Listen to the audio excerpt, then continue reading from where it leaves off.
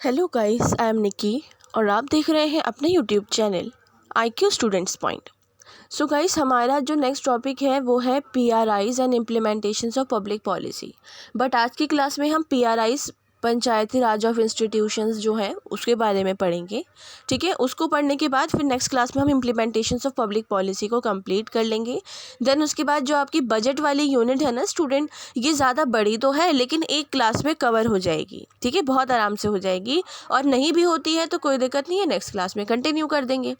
सो हम इसको स्टार्ट करते हैं अपने PRIs को। So let's start. सो पंचायती राज जो है, ठीक है, उसके बारे में हम पढ़ेंगे, पंचायती राज संस्थाओं के बारे में। देखो, जब पंचायती राज स्थापित हो जाएगा तब लोकमत ऐसे भी अनेक काम कर दिखाएगा जो हिंसा कभी नहीं कर सकती है, ये महात्मा गांधी ने बोला था। अच्छा जी, कुछ मेन टॉपिक्स। पंचायती राज संस्था भारत में ग्रामीण स्थानीय स्वशासन की एक प्रणाली है। स्थानीय स्वशासन का अर्थ है स्थानीय लोगों द्वारा निर्वाचित निकायों द्वारा स्थानीय मामलों का प्रबंधन करना। जमीनी स्तर पर लोकतंत्र की स्थापना करने के लिए 73rd अमेंडमेंट 1992 की हेल्प से पंचायती राज संस्था को संवैधानिक स्थिति प्रदान की गई और उन्हें देश में ग्रामीण विकास कार्य सौंप दिया गया। ठीक है, अपने वर्तमान स्वरूप और संरचना में पंचायती राज संस्थान ने 27 वर्ष पूरे कर लिए हैं, लेकिन विकेंद्रीकरण को आगे बढ़ाने और ज़मीनी स्तर पर लोकतंत्र को मजबूत करने के लिए अभी भी बहुत कुछ करना बाकी रह गया है। एक चीज़ देखो, पंचायती राज, आप बोलोगे कि मैम पंचायत का रोल क्या होता है, सिर्फ गाँव को संभालना ही तो होता है ना? नहीं, ऐसा नहीं है। देखो, हमारा जो सेंट्रल गवर्नमेंट है वो स्टेट गवर्नमेंट्स को कंट्रोल करता है। स्टेट गवर्नमेंट्स पंचायत को कंट्रोल करती है और पंचायत को और स्टेट गवर्नमेंट को सेंट्रल गवर्नमेंट कंट्रोल करती है। ठीक है, तो क्या होता है, अब देखो, जैसे कि मान लो मैंने एक स्कूल खोला है, मैं उसके प्रिंसिपल हूँ, मेरे स्कूल में हर क्लास में 100 बच्चे हैं, first to nursery to 12th बच्चे हैं। ठीक है, अब सबके 100 150 मिलाकर तो बहुत सारे बच्चे हो गए। अब एक एक क्लास को अकेले तो मैं हैंडल कर नहीं सकती ना, वैसे ही मुझे टीचर्स की, स्टाफ की, मॉनिटर्स की, सबकी ज़रूरत होगी। तो वही सेम चीज़ हमारा सेंट्रल गवर्नमेंट करता है, स्टेट गवर्नमेंट में गवर्नर्स वगैरह को बिठा के, और गांव में, उन स्टेट्स के गांव में पंचायत को बिठा के। ठीक है, होप सो क्लियर हो गया। और भारत में पंचायत राज का उद्भव कैसे हुआ? देखो, भारत में पंचायती राज का उद्भव अलग अलग टाइम पे हुआ है। ये वाली PDF अगर आप लोगों को चाहिए स्टूडेंट तो मुझसे कमेंट बॉक्स में, टेलीग्राम पे बोलना, कमेंट में शेयर नहीं हो पाती है, टेलीग्राम पे मैसेज कर देना, मैं ये PDF आपके साथ शेयर कर दूँगी। ठीक है, तो अब वैदिक युग, अलग अलग टाइम पे जो है हमारा पंचायती राज का उद्भव हुआ है। वैदिक युग में हुआ, महाकाव्य युग में हुआ, फिर प्राचीन काल है, ब्रिटिश काल है, स्वतंत्रता योत्तर काल है, सब में। ठीक है, तो वैदिक युग में प्राचीन संस्कृत शास्त्रों में पंचायतम शब्द का उल्लेख मिलता है, जिसका अर्थ है एक आध्यात्मिक व्यक्ति सहित 5 व्यक्तियों का समूह। धीरे धीरे ऐसे समूह में एक आध्यात्मिक व्यक्ति को शामिल करने की अवधारणा खत्म हो गई। ठीक है, ऋग्वेद में स्थानीय सविकाइयों के रूप में सभा, समिति और विदत का उल्लेख भी मिलता है। फिर आता है महाकाव्य युग। भारत के 2 महान काव्य काल को इंगित होता है, रामायण और महाभारत। रामायण के अंदर ये संकेत मिलता है कि प्रशासन 2 भागों में है, पुर में और जनपद में, मतलब नगर में और ग्राम में। उसके अलावा राज्य में एक जाति पंचायत भी होती है, जो जाति पंचायत द्वारा निर्वाचित व्यक्ति राज्यों के मंत्री परिषद का सदस्य होता है, और उसका एक मंत्री परिषद का सदस्य भी माना जाता है। महाभारत के शांति पर्व, कौटिल्य के अर्थशास्त्र और मनुस्मृति से भी ग्रामों के स्थानीय स्वशासन के पर्याप्त साक्ष्य प्राप्त होते हैं। महाभारत के अनुसार ग्राम के ऊपर 10, 20, 100 और 1000 ग्राम समूह की इकाइयां विद्यमान हैं। ग्रामीण ग्राम का मुख्य अधिकारी होता है, जबकि 10 ग्रामों का प्रमुख होता है। प्राचीन काल में कौटिल्य के अर्थशास्त्र में ग्राम पंचायतों का उल्लेख मिलता है। नगर को पुर कहा जाता था, इसलिए प्रमुख नागरिक होता था। स्थानीय निकाय किसी भी राजसी हस्तक्षेप से मुक्त थे। मौर्य और मौर्योत्तर काल में भी ग्राम का मुख्य वृद्धों की एक परिषद की सहायता से ग्रामीण जीवन में एक महत्वपूर्ण भूमिका का निर्वहन करता रहा। ठीक है, फिर आ जाओ मध्यकाल में। सल्तनत काल के दौरान दिल्ली के सुल्तानों ने अपने राज्य को प्रांतों में विभाजित कर दिया। ठीक है, और वो विलायता कहलाई। ग्राम के शासन के लिए 3 इंपॉर्टेंट अधिकारी होते थे। प्रशासन के लिए मुकद्दम, ठीक है, राजस्व संग्रह के लिए पटवारी, पंचों की सहायता विवादों के लिए चौधरी। ग्रामों को स्वशासन के अलावा अपने अधिकार क्षेत्र भी मिले हुए थे। ब्रिटिश काल में ग्राम पंचायतों की स्वायत्तता समाप्त हो गई थी क्योंकि उस टाइम पे बहुत कमज़ोर हो गया था सब कुछ। और 1870 में भारत में प्रतिनिधि स्थानीय संस्थाओं का उद्भव हो गया था। 1870 में मेयो प्रस्ताव, जो मेयो रिजोल्यूशन रखा गया था, उसके अंदर पावर्स को, रिप्रेजेंटेटिव्स को सबको डिवाइड कर दिया गया था। इसके अलावा 1857 के विद्रोह वित्त पर भारी दबाव बन गया था और स्थानीय सेवा को स्थानीय कराधान से वित्तोपरोक्षित करना आवश्यक माना गया। इस प्रकार ये राजकोषीय मजबूरी थी और विकेंद्रीकरण पर लॉर्ड मेयो के प्रस्ताव को स्वीकार कर लिया गया था। ठीक है। फिर उसके बाद मेयो द्वारा उठाए गए कदमों का अनुसरण करते हुए लॉर्ड रिपन ने 1882 में इन स्थानीय संस्थाओं को और उनका अत्यंत आवश्यक लोकतांत्रिक ढांचा भी प्रदान कर दिया था। ठीक है। उसके बाद ये चीज़ें जो हैं कुछ मतलब बताया जा रहा है ब्रिटिश काल में। देखो, ब्रिटिश काल में सीधे तौर पर अगर मैं आपको समझाऊं तो ऐसा हुआ था कि ब्रिटिशर्स जो थे जब यहाँ पर आए थे तो पहले तो वो यहाँ से सामान ले जाते थे और पैसा दे के जाते थे, लेकिन जब उन्होंने यहाँ हुकूमत कर ली थी ना तो वो यहाँ से सामान तो ले जाते थे लेकिन वापसी में कुछ लाते नहीं थे। ऐसे कर करके हमारा देश गरीब होता गया। अब ब्रिटिशर्स ने जब हुकूमत कर ली थी तो इन लोगों का काम था यहाँ पर सबको गुलाम बनाना। और गुलामी में हालांकि बहुत सारे लोग हैं जो पढ़ाई लिखाई जिन्होंने करी, जो अच्छे फैमिली से थे, अच्छे भी नहीं मिडिल क्लास फैमिली से थे, फिर भी वो आगे बढ़े। ठीक है। पंडिता रमाबाई हैं, राम मोहन रॉय थे, ठीक है, और भी लोग थे। तो जैसे महात्मा गांधी को ले लो, बाहर से बैरिस्टर की डिग्री लेकर आए थे। तो ऐसा नहीं था कि गुलाम था तो बिल्कुल ही सब खत्म था, पढ़ाई लिखाई हुआ करती थी, सब था। लेकिन ब्रिटिशर्स जो थे ना वो भारतीयों के अकॉर्डिंग कुछ नहीं करते थे।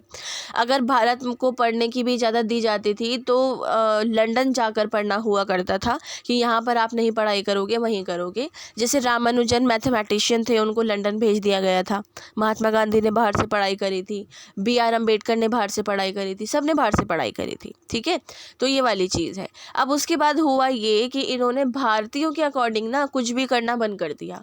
भारतीयों ने बोला कि अच्छा हमारे नाम पे ये रख दो, तो नहीं हो पाया। भारतीयों ने बोला हमारे नाम की ये एक संशोधन कर दो, कुछ कर दो, तो उन्होंने नहीं किया क्योंकि वो लोग बहुत नफरत करते थे भारतीयों से। ठीक है। ये वाला स्वतंत्रता युत्तर काल, संविधान के अनुच्छेद 40 में पंचायतों का उल्लेख किया गया और अनुच्छेद 246 के माध्यम से स्थानीय स्वशासन से संबंधित किसी भी विषय से संबंध में कानून बनाने का अधिकार राज्य विधानमंडल को सौंप दिया गया था। ठीक है। ये वाली चीज़ है। लेकिन संविधान में पंचायतों के इस समावेश को तत्कालीन नीति निर्माताओं की सर्वसम्मति प्राप्त नहीं थी और इसका सबसे प्रबल विरोध खुद संविधान निर्माता BR अम्बेडकर ने किया था। ठीक है। आपको मैं बता दूं, हमारे संविधान में आर्टिकल 40 जो है वो हमारे ग्राम पंचायत को प्रायोरिटी देता है। ये बात हमेशा याद रखना। ठीक है जी। ये वाली चीज़ थी। अब जी 73rd और 74th अमेंडमेंट, इसको पढ़ने की बजाय मैं आपको सीधे तौर पे समझाती हूँ।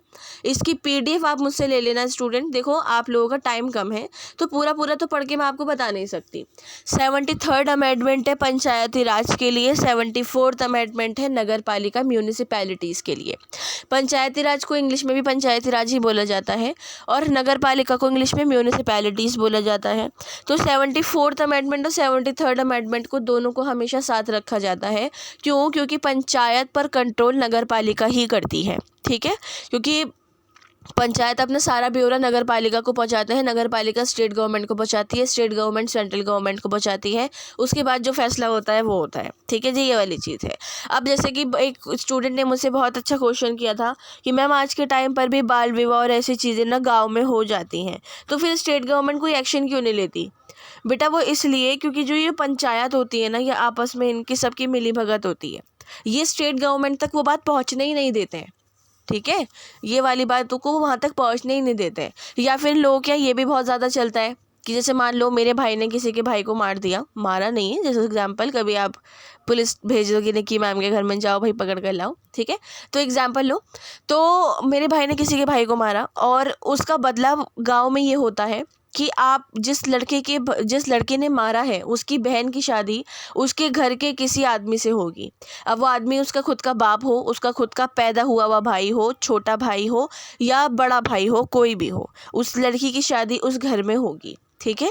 और अगर ऐसा नहीं होता है तो पेड़ से बांध के जला दिया जाता है लड़की को, उसकी सज़ा जो है लड़के की जगह लड़की भुगतती है।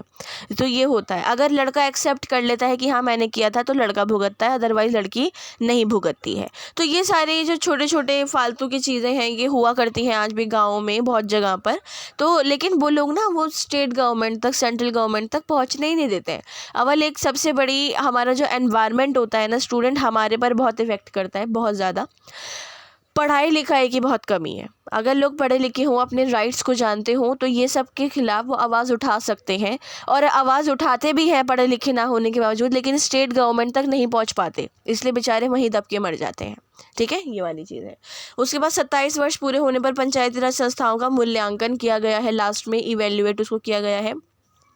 इवेल्युएशन में इतना बताया गया है कि देखो यहाँ पर इम्पॉर्टेंट चीज़ ये कि पंचायती राज में डेवलपमेंट तो हुए हैं, लेकिन जब वो मिली भगत करके पंचायती राज बनाई जाती है ना तो वो उसका कोई फ़ायदा नहीं होता, क्योंकि पूरे गांव वालों के साथ तो कोई इक्वालिटी हुई नहीं। जब भैया मैंने अपना पंचायत में बिठा दिया, कुछ कर दिया, मैं ऐसा नहीं कह रही कि पंचायत फैसला नहीं करते, बहुत अच्छा फैसला करते हैं, और जो उनके बड़े बुजुर्ग होते हैं पंचायत में, जो बड़े लोग होते हैं वो तो बहुत ही अच्छा फैसला करते हैं, बहुत ही अच्छा, और करने भी बड़े बुजुर्गों को ही फैसले चाहिए। ठीक है, लेकिन बताया गया है कि पंचायती राज के अंदर जो फैसले किए जाते हैं वो ज़्यादातर ठीक नहीं होते हैं, लोगों के हक में नहीं होते हैं। बट ऐसा नहीं है, मैंने खुद देखे हैं, मेरे साथ के कितने फ्रेंड्स सर्कल है मेरा, टीचर्स का और बाकी डॉक्टर्स का, सबका, तो उनके फादर हैं, बाकी लोग हैं, वो पंचायत में हैं, हेड हैं, उनके फैसले हैं, सब चीज़ें हैं, मैंने बहुत ध्यान से देखी हैं।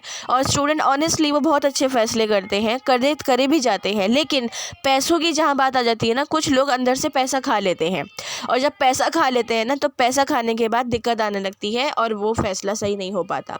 ठीक है, उसके बाद आती है संबंधित मुद्दों की बात। तो पूरे धन की वजह से पंचायती राज पूरा अच्छा सा फैसला नहीं कर पाते हैं वो लोगों को। अब देखो पैसों की तो ज़रूरत है ना, पंचायत तुमने बिठाई है, किसी बेस पे तो बिठाई है ना। हमारा आर्टिकल 40 कहता है कि पंचायती राज होगा। अब पंचायतों का खुद का दिमाग तो घूमा नहीं था बैठने का कि चलो हम पंचायत बन के बैठ जाते हैं, तो उनके लिए पैसा देना, सब कुछ करना भी पंचायती राज के लिए बहुत इंपॉर्टेंट है। और पैसों की कमी होने की वजह से वो बाकी चीज़ें गाँव में पूरी नहीं करवा पाते, वगैरह वगैरह, इस टाइप की चीज़ें हैं। ठीक है, उसके बाद ये यहाँ पर आपका टॉपिक ख़त्म होता है। सो स्टूडेंट, नेक्स्ट क्लास में हम अपनी इम्प्लीमेंटेशंस ऑफ पब्लिक पॉलिसीज़ को पढ़ेंगे। आज की क्लास के रिगार्डिंग आपको कोई क्वेश्चन, डाउट या सजेशंस हो तो आप मुझसे कमेंट बॉक्स या टेलीग्राम चैनल पे पूछ सकते हैं। ठीक है स्टूडेंट, ये वाली PDF अगर आपको चाहिए तो मुझे डायरेक्ट टेलीग्राम पर मैसेज करना, मैंने आप लोगों को ID अपनी बता रखी है। इसके अलावा यूनिवर्सिटी ऑफ दिल्ली हमारा टेलीग्राम का ग्रुप है, फर्स्ट सेमेस्टर करके भी एक ग्रुप है जिसमें आप सभी स्टूडेंट ऐड हैं। ठीक है, टेलीग्राम का, तो वो जो है अगर आप नहीं जुड़े हुए तो डिस्क्रिप्शन में लिंक है, वहाँ से जाके जुड़ो और मुझसे ये PDF ले लो। तो आज की क्लास के रिगार्डिंग अगेन बोल रही हूँ, कोई डाउट हो, क्वेश्चन या सजेशन हो, या कोई भी आपको ये है कि मैम मैंने तो ये पढ़ा था इसका मतलब बता दूँ, तो आप मुझसे कमेंट बॉक्स या टेलीग्राम चैनल पे पूछ सकते हैं। So thanks for the watching and best of luck all.